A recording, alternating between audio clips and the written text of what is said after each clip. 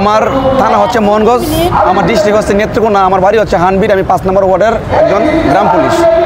আসলে আজকে আমি এই জায়গায় আসি আমার নিজের অধিকার স্থাপনের জন্য আসছি, আমি আমার দাবি আদায়ের জন্য আজকে জাতীয় প্রেস ক্লাবের সামনে আসি।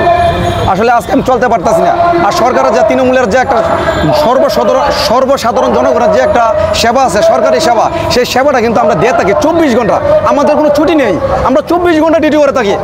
আজকে আমি চলতে পারতেছি না, আমার দেওয়ালে পিঠে গেছে, আমি কী করবো, আমি কী খাবো, আমার সংসার নিয়ে খুব ব্যস্ততার মাঝে আমি আছি। আমার 5টা মেয়ে, আমার মা আছে, আমার বউ আছে, আমি কীভাবে চলি? আমার ছেলে মেয়েকে আমি পড়াতে পারতেছি না, স্কুলের ফিস দিতে পারতেছি না। আপনারা বলুন, প্রত্যেকটা মানুষের তো একটা বিবেক আছে, যদি একটা বিবেক না থাকে একটা মানুষের, কীভাবে একটা মানুষ চলবে এই স্মার্ট বাংলাদেশে? আমি আপনাদের উদ্দেশ্যে একটা কথা বলবো, আমাদেরকে আপনারা একটু ভালো চোখে দেখেন। আমরা দুলে ডাইল ভাত অন্তত খাইয়ে বাঁচতে পারি এই সময়ের বাংলাদেশে, স্মার্ট বাংলাদেশে। আমি আজকে আমার মেয়েগুলোকে নিয়ে খুব কষ্টের মধ্যে আছি। আমার 5টা মেয়ে, আমি আমার মেয়েগুলোকে কীভাবে মানুষ করব, কীভাবে স্কুলে ভর্তি করব? আপনারা তো আপনাদের ছেলে মেয়েকে কিজি স্কুলে ভালো স্কুলে পড়াশোনা করতেছেন, আমাদের বাচ্চাগুলোকে আমরা কোথায় পড়াবো? আমরা 24 ঘন্টা ডিউটি করি না। এই ইউনিফর্মটা কে দিয়েছে? আপনারা দিয়েছেন না? ইউনিফর্মটা যেহেতু দিয়েছেন, তাহলে কি আমাদেরকে ডাইল ভাত খাওয়ার সুযোগ দিবেন না? আমরা কি আমাদের ছেলে মেয়েগুলোকে কি আমরা স্কুলে পড়াশোনা করার দায়িত্ব কি আপনাদের না, আমাদের? তাহলে আমরা এই ইউনিফর্মের মূল্যটা আপনারা কোথায় রাখতেছেন, আমরা কোথায় রাখতেছি?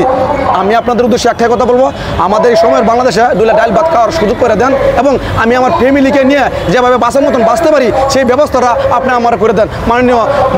মাননীয় মানবতার মা জননেত্রী প্রধানমন্ত্রী শেখ হাসিনা, আপনার কাছে আমি উদ্দেশ্য করে একটাই কথা বলবো, আমাদেরকে দুটো ডাইল ভাত খাওয়ার সুযোগ করে দেন। আমরা আর কিছু চাই না মাননীয় প্রধানমন্ত্রী, আমরা আপনাদের কাছে শুধু ডাইল ভাত খাওয়া বাঁচতে পারি।